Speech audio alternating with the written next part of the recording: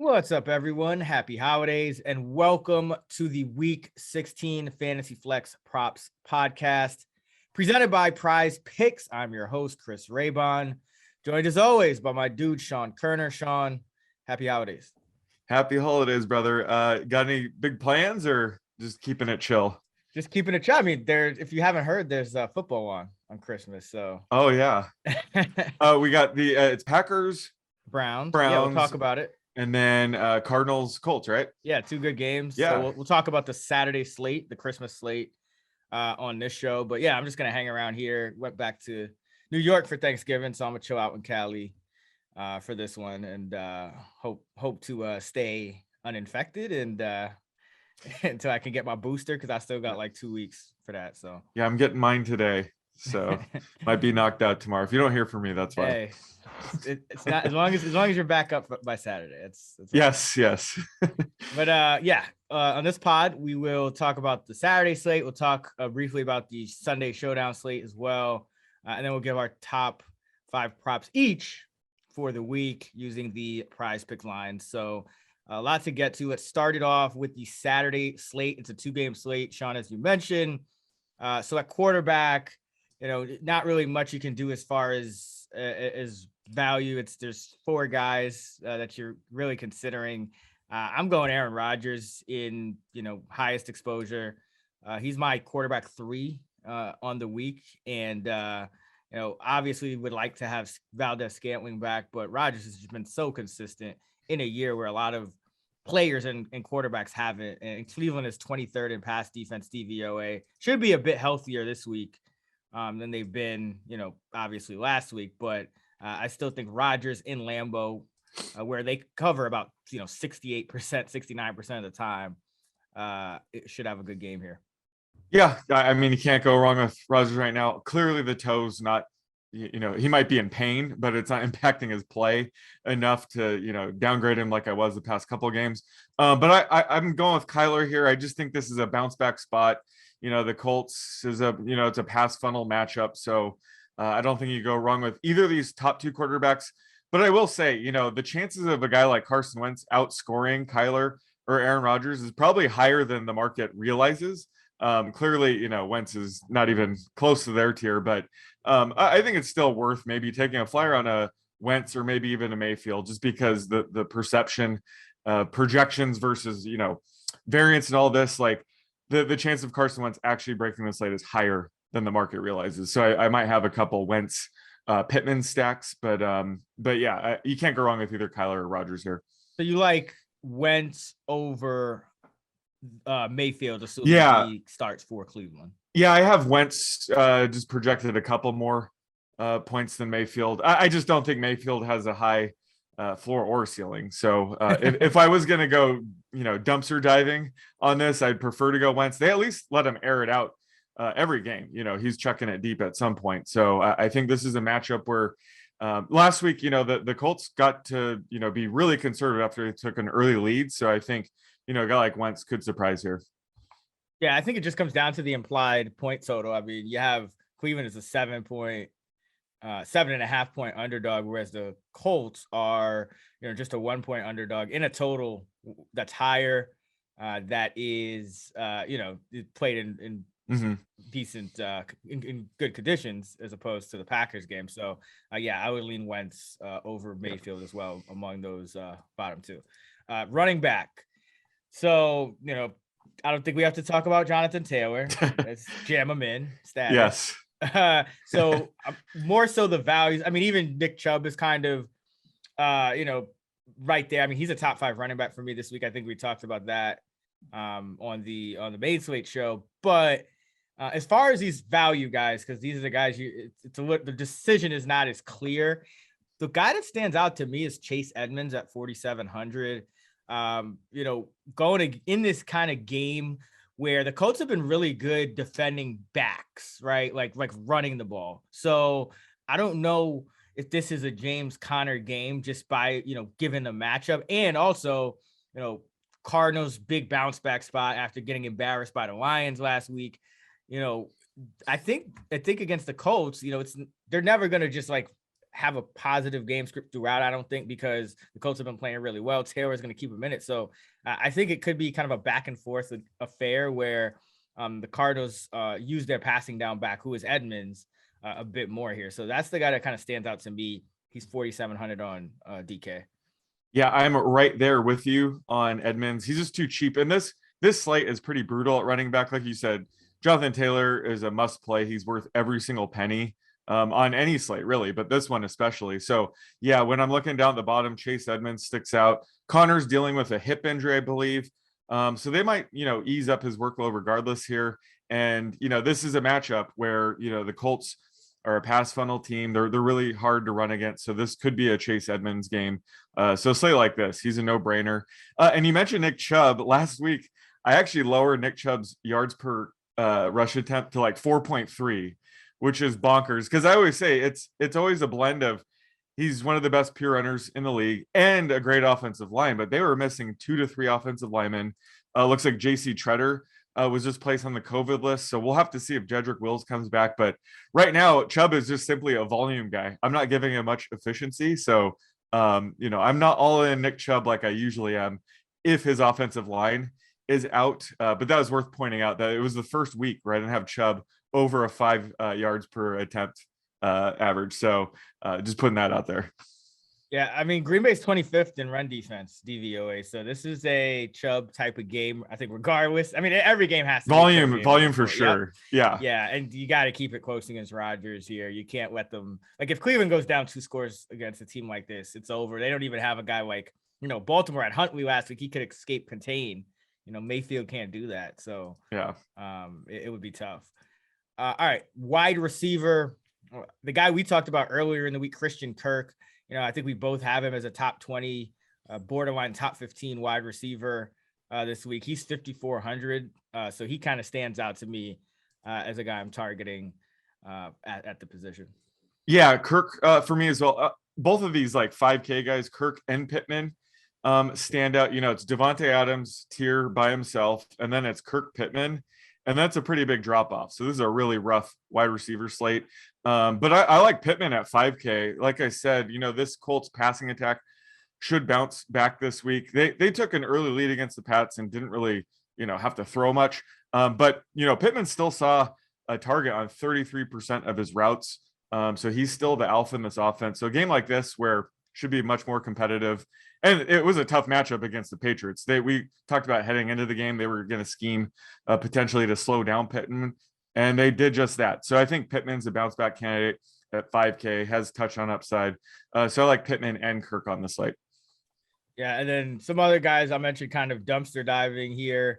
Antoine Wesley, yes, he's questionable, but if he suits up, I think you got to get him in some of those, tournament lineups, because he's a guy that's he's pretty much their 1-for-1 replacement for DeAndre Hopkins. So it's not like they're increasing, other guys as much. Kirk obviously becomes the number 1 receiver, but he was already on the field most of the time anyway.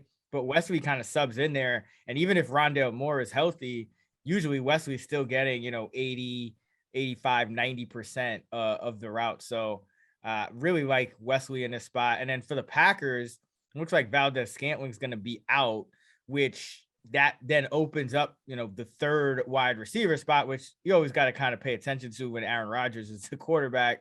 So I think, it's going to be a mix here of Juwan Winfrey and Equanimous St. Brown. Now, St. Brown did practice, but Winfrey has kind of been the guy, like when he's active, he tends to be involved in the passing game plan. So he's off the injury list, whereas St. Brown is still on it, even though he's practicing. Malik Taylor hasn't practiced. I think he's going to be out. And then Amari Rodgers is more of like the slot receiver and just hasn't really seen a bump in playing time, even with MVS out. So St. Brown and Winfrey have been the 2 guys that have kind of, run a route, close to 50% of the time when Valdez-Scantling is out. So I think both of those guys are worth mentioning, but I kind of lean toward Winfrey because he just seems to be more involved in the pass game when he is indeed active. And he got signed to the active roster. Nice. Yeah, I love the Wesley call. I'm not seeing any updates on his injury status. I'm assuming he's going to play, but it looks like Rondale Moore should miss. They just had the practice report today that he wasn't able to practice, and he's dealing with an ankle injury, and his playing style kind of need his ankle to be 100%. So wouldn't be surprised if Moore sits. So Wesley is no brainer play at 3K, especially on a site like this. But I wonder if Andy Isabella is a wild ass dart throw now. I mean, all he needs is one deep ball on a site like this. So I'm definitely going to have some Wesley shares, but I might sneak in a couple Andy Isabella lineups if Rondale Moore's out. Yeah, Wesley ran around on 83% of the dropbacks, and then Moore and Isabella combined for 51% last week. Green was at 68%. Now, obviously, there was some at the end, they waved the white flag, so I think Green will be a little higher. But yeah, Isabella is kind of a guy. He's low probability of hitting, but yeah, he would be that number 4 receiver in a 4 receiver offense. Yeah, if we were playing on like a 10-game slate, we wouldn't even considering Isabella or Juwan Winfrey. But since it's just 2 games, you got to get creative. Why not have a couple of those flyers out there? Tight end, obviously, Zach Ertz is, the most expensive for a reason. He's questionable. Another guy that as far as I know, he's going to go here. So we won't really talk about him there. But if you're kind of pivoting away from him, you're going to drop down in salary. And there's a bunch of uninspiring options, especially with Hooper active. Now you got, Njoku, who's questionable, by the way. Harrison Bryant, who's questionable. Both of them, as far as I know, should play. You never know with these things with COVID and whatnot, but those guys should play. So that kind of complicates things in Cleveland. I think an interesting dart throw again, because it is a small slate, is Josiah DeGuara for the Packers. Because with MVS out, Randall Cobb out, there is an opportunity for somebody to be, outside in the running backs, especially Jones is going to get his, but there's an opportunity for somebody to step up at that like third pass catcher role. Lazard is the favorite, but we've seen some games where he kind of goes quiet. Obviously he's a decent play as well, but at tight end, I think DeGuara, he's run a route on around 60% of the dropbacks for 3 straight games, double what Mercedes Lewis is doing. And he is kind of that move tight end, that true 1-for-1 replacement for Robert Tonyan. So at some point, I think this is going to translate into some production, maybe a touchdown or something like that. He has 3 catches in back-to-back games, which is kind of worth noting on a 2-game slate.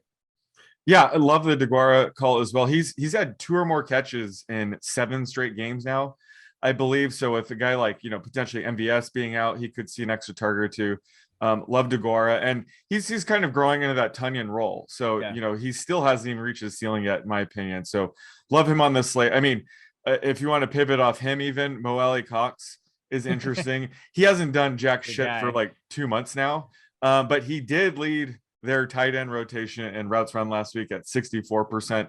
Kylan Granson was completely out of the rotation. I don't think he logged a snap last week. So Mo Alley-Cox is one of those guys where, I'm not banking on 4 catches and 60 yards. I'm banking on just 1 troll touchdown, please, Mo Alley. And, he's one of those guys where he's the perfect end zone target. I mean, he's 6'9" or something, 300 pounds. Like, he's a monster. So a slate like this, I think Mo Alley-Cox is in play, especially just this tight end slate. Like you said, it's Zach Ertz, then a huge drop off. So if you're going to take a flyer, I think DeGuara makes the most sense. And then Mo Alley-Cox is probably my second choice. Yeah. Any love for Jack Doyle? He seems to have a big game every 2 months. Blue moon. I think it's a more competitive game script like this. He could come into play. He's been banged up recently, so maybe that's why he's seen his snaps take a hit. So yeah, he's always in play. I think there are games where he's just like Carson Wentz go-to target, especially on 3rd down. So I think Doyle's certainly in play as well. Yeah, I mean, he had the last 2 games, he had 1 catch each, but the game before that against Tampa, 6 for 81. And then, the game before that, 3 for 36. And, and the game before that, 3 for 31. So it's like he's been involved and he falls out, but he could be due. So he's another one. I think both of those Colts tight ends, if you're going to play Wentz, and pivot off one of the more expensive quarterbacks, it does make sense to try to get a touchdown on a 2-game slate with one of those guys. All right, let's quickly talk the Sunday showdown slate. Washington at Dallas. I'll have a write-up for this betting-wise on actionnetwork.com later in the week. be sure to check that out. But Sean, where are you going for the captain spot in this matchup? It's got to be CeeDee Lamb all the way. He's just been too dominant of late. I mean, really, Dallas has so many options. You can go with a guy like Schultz, or I love Michael Gallup. Amari Cooper's due, so there's a lot of options here. I think Zeke could be sneaky just because of how bad he's been lately. But this is a game script where it could be a Zeke game where he gets 18 carries for 60 yards, but sneaks into the end zone a couple times. So I think just Zeke is an interesting leverage play because I think his rostership will be a little bit too low here. And then on the Washington side, I think the only guy you can really turn to is Terry McLaurin, just because of his big play potential. This should be a negative pass heavy kind of game script for the football team. So I think McLaurin certainly has the highest ceiling on their side and could be, a slate winner in your captain slot. Yeah, I think McLaurin is actually a great fade. I disagree there. I think too many people are gonna have him in a captain spot. Oh yeah, I'm saying if you go with somebody on the Washington side, but I think it's got to be Gibson. I mean, Dallas is a run funnel D, and if you look at their metrics against number one receivers, they're number one in DVOA. Wow, this to do with Trayvon Diggs, and then they're third in fewest schedule adjusted receiving yards allowed per game to number one receivers at 49.6 according to Football Outsiders. So I get that, he has the highest probably projected ceiling, maybe outside of Gibson or even higher just because he's a wide receiver, but I do think he's going to get that 20, 30, 40% maybe in the captain spot, which to me, there's just more leverage in a fade because there's a good possibility he gets 4 for 50 with no touchdowns or something like that. But yeah, love the CeeDee Lamb call. I actually think that he is Cooper's due, Gallup, all those guys. Schultz had the big game last game, but Washington plays zone coverage at a top 5 rate. Yards per route run against zone coverage, according to Pro Football Focus. CeeDee Lamb, 2.2. Dalton Schultz, 1.8. Cooper, 1.6. Gallup, 1.0. So CeeDee Lamb is the clear, top target, most productive, most efficient Dallas receiver against this kind of defense. So I think Lamb, he's still a top 10 receiver in my rankings. I know it's kind of been frustrating week to week with him and a lot of these Dallas receivers. So, but I do think he's in a really good spot. And Dalton Schultz would kind of be my number 2 pick. He's been streaky. He has a bunch of good games and then he has a bunch of bad games. So he had a good one against the Giants last week. Maybe he kind of keeps it going here. So like him as well. And obviously, the Zeke call, it's just, I mean, what do you think of Pollard in the captain spot? I know we'll talk about him, probably a cheat code regardless, but I mean, it seems like this guy is just more efficient than Zeke every week. He just doesn't quite get the red zone looks, but if he breaks one, I mean, I guess he could hit in the captain spot as well, right? Oh, for sure. Yeah, I meant to include him and just the Dallas has so many options, but yeah, I mean, he's been so banged up that I'm just thinking if Dallas gets up by, let's say 14 or more points, who's going to get the garbage time work? I think they're going to try to protect Pollard. So, a guy like Corey Clement would probably get mop up duty. So I think Pollard, yeah, I think he's better than Zeke on a touch per touch basis, but but he's just been so banged up. I think they're going to try to find a way to limit him. I don't think this football team is going to keep it close. So I'm just worried that if they do get up, they're going to try to protect Pollard because he is that valuable to the team. I mean, last week against the Giants, they won 21-6, and the Giants never really felt like they were in the game. And Pollard was coming back off the injury, and he had 15 touches for 87 yards. So, yeah, I mean, if that's limiting him, then I'll take it. And then he got banged up. They're going to have to stop doing that. But maybe McCarthy's is going to keep playing him. So Pollard is definitely a sneaky and viable captain play for sure. Anyone else in terms of DFS cheat codes, guys a little lower down? Yeah, you mentioned Antonio Gibson. I love Antonio Gibson, especially when J.D. McKissic is out. He was placed on IR, so he's definitely going to miss the next 3 games. So that unlocks Gibson's receiving usage and his, ultimate upside. However, that toe injury does scare me. I was watching that game. He's a tough running back. I mean, he played through that shin injury. He tried to play through this toe injury. He still has yet to practice. So what I think is going to happen is he toughs it up, suits up, and plays. But, I am worried he's going to have an in-game setback. So I think a guy like Jared Patterson could be sneaky, even if Gibson plays. He's a rookie. They're trying to get him some work. So he's a guy that could see more time than people think, even if Gibson plays. So I think Patterson is actually a pretty sneaky play here. And then, Ricky Seals-Jones, we've been trying to figure out how they're going to handle this tight end rotation.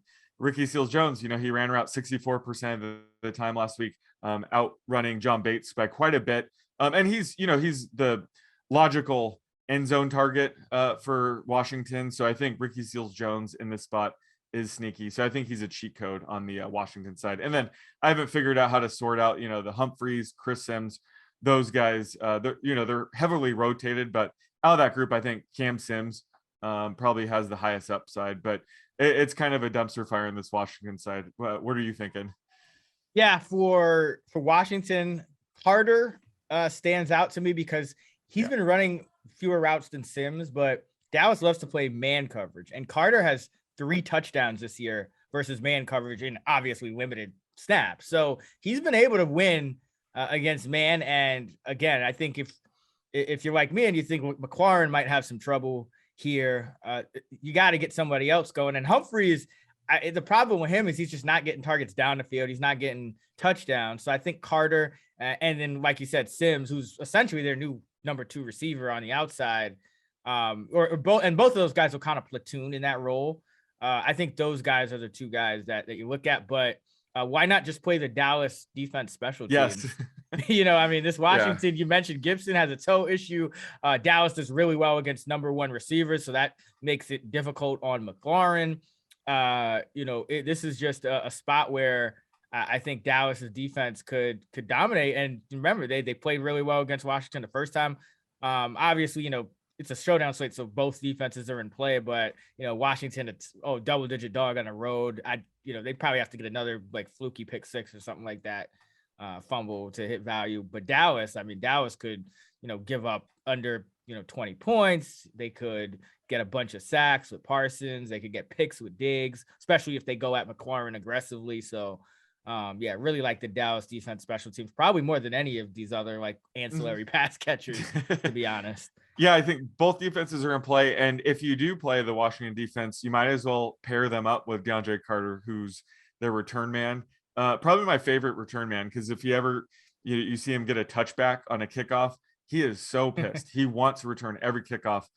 So love, kind of a sneaky stack of Carter and the football defense, in case he gets a return touchdown, you get it counted twice. Yeah, I'll take me some Pollard with the Dallas defense then. He's got 17 kick returns and a touchdown this year. So at 28.8 yards per kick return for Tony Pollard. So yeah, he's pretty good. Yeah, he's pretty good. You got to get the ball in his hands. All right, now it's time for our top 10 props of the week, 5 each. We each do a quarterback, 2 running back, and 2 receiving props. Sean, where are you going for your QB prop for week 16? So give me Drew Luck over 187.5 passing yards against the Raiders. I don't think Drew Luck is a good quarterback, but this number is way too low. And he has enough skills to go over this number. He has enough pass catchers to go over this number with Jerry Jeudy, Cortland Sutton, Tim Patrick, Noah Fant, Albert O.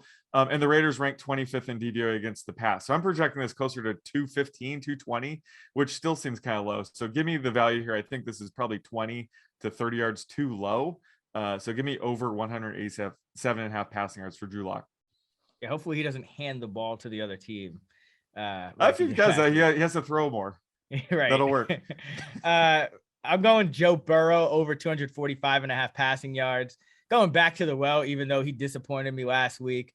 He's still been over this number in 9 of 14 games. He's facing a Ravens defense that's 29th in pass defense DVOA, and really is just struggling with health concerns in the secondary. And then if you look back to the first matchup with these two teams, Burrow, 416 yards against the Ravens, who do like to play a lot of man coverage, which the Bengals, as we've talked about, have been very strong against in their pass offense. So I'm projecting this closer to 265.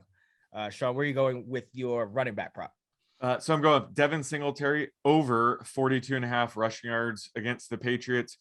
Zach Moss was inactive again last week. Matt Breida only had 1 rush attempt, And Devin Singletary is your new workhorse back for the Bills. He ran 22 times for 86 yards and a touchdown. The Patriots probably aren't going to game plan to stop Devin Singletary, so I'm sure they'll let him get, some chunk runs here. And with, no Cole Beasley, potentially no Emmanuel Sanders, the Bills might be a little bit more run heavy than we expect here. So I think Singletary will easily clear this number with just, 10 to 12 rush attempts. So give me Devin Singletary over 42.5 rushing yards. Yeah, the Patriots would not mind if Singletary just got 70 to 80 yards. If I wouldn't mind either. 240. Yeah. All right. For my first running back prop, I'm going with Josh Jacobs over 21.5 receiving yards. He's been over in 7 of 12 on the season, but more importantly, he's been over in each of the last 5 games.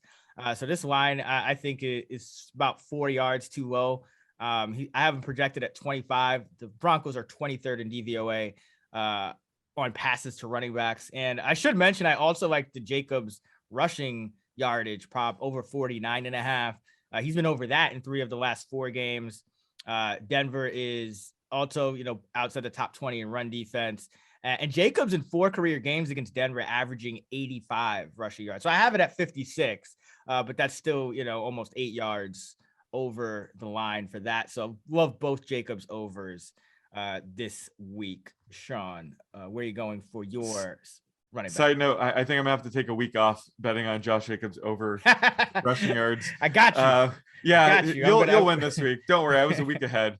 So I'm going with James Conner under 45.5 rushing yards against the Colts.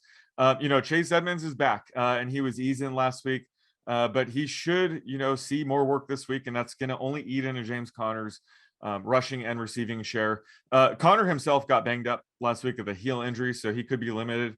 And this is a tough matchup. The Colts have a really strong run defense, so it wouldn't surprise me if the Cardinals throw a bit more here. And Conner's gone under this number in the past 2 games, and that was, they faced the Lions. They had some good spots. So I think just everything's going against Conner here. I'm projecting him closer to 39.5, and I think he has a low floor. So going with under 45.5 rushing yards for James Conner.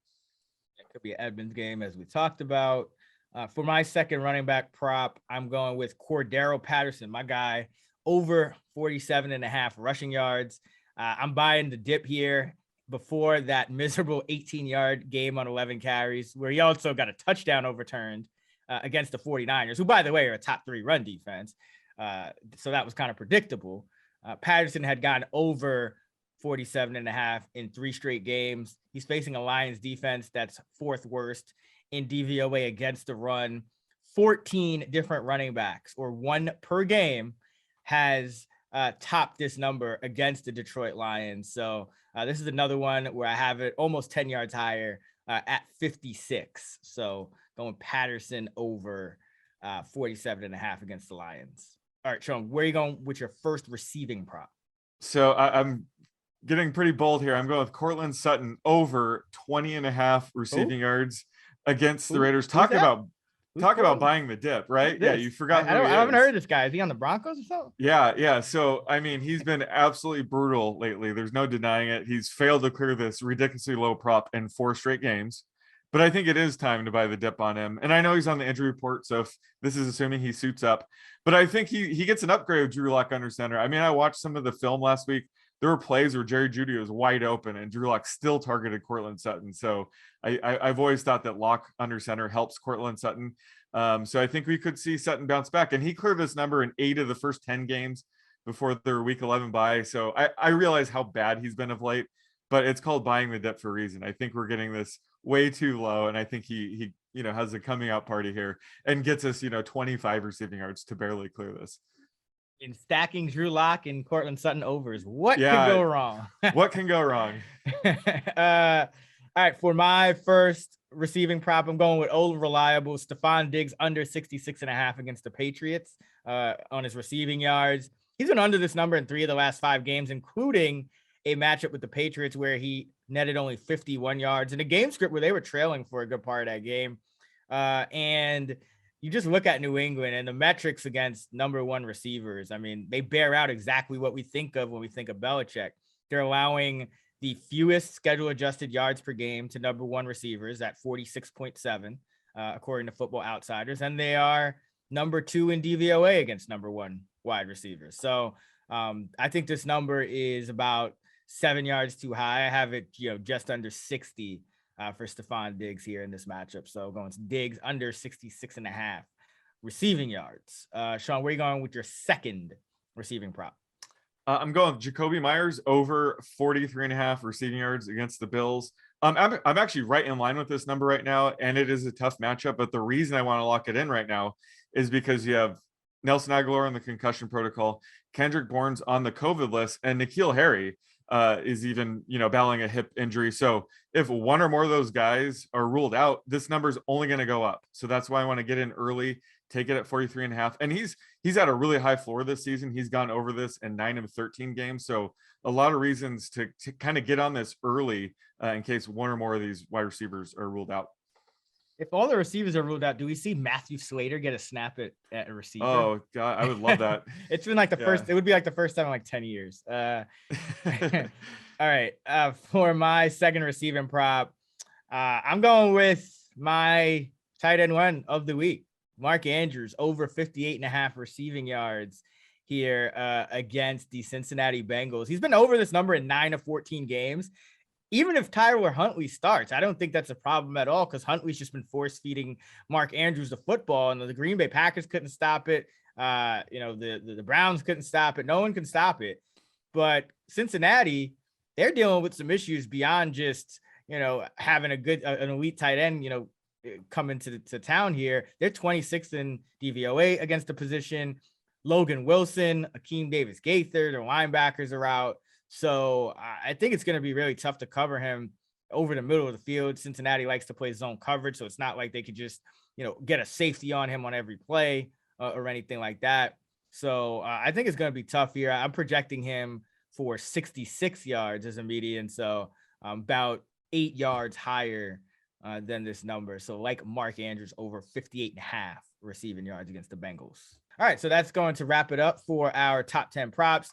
To recap, Sean is going with Drew Lock over 187.5 passing yards, Devin Singletary over 42.5 rushing yards, James Conner under 45.5 rushing yards, Cortland Sutton over 20.5 receiving yards, and Jacoby Myers over 43.5 receiving yards. I'm going Joe Burrow over 245.5 passing yards, Josh Jacobs over 21.5 receiving yards. Also like the Jacobs over 49.5 rushing yards prop. Cordero Patterson over 47.5 rushing yards. Stephon Diggs under 66.5 receiving yards, and Mark Andrews over 58.5 receiving yards. That is going to wrap it up for our Week 16 Fantasy Flex Props episode presented by PrizePicks. Make sure you guys are safe out there. Have a happy holidays. As always, you can find Sean on Twitter at @_oddsmaker. And you can find me at Chris Raybon. You can find us at those same handles in the Action Network app. You can check out actionnetwork.com for our fantasy football content, rankings, projections, fantasylabs.com for our DFS content tools and models. And if you have a moment, be sure to leave us a 5-star review on Spotify, which just got the ability to leave reviews. It would really help us out. Again, thank you guys for listening all season long. We really appreciate it, and have a happy holiday. And we'll be back next week with more Fantasy Flex. Let's get this money.